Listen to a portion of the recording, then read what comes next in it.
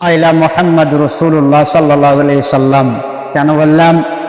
কোরআনুল মাজিদের মধ্যে আল্লাহ পাক নিজেই বলেছেন তোমরা নবীকে ভালোবাসো, অতএব আই লাভ বলো। কেন?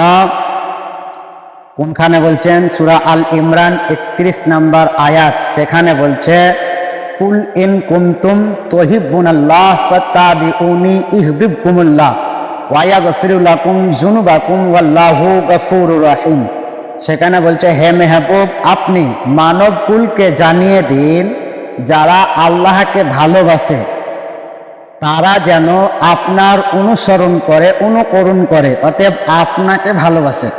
তাহলে ভালোবাসা মানে কি? ভালোবাসা মানে আই লাভ মোহাম্মদ রসুল্লাহ, মানে আমি মোহাম্মদ রসুল্লাহকে ভালোবাসি, এটাই হচ্ছে। তা আমরা সর্বদা এনি টাইম সব সময়ের জন্য আমাদের মুখে জারি থাকবে আই লাভ মোহাম্মদ রসুল্লাহ।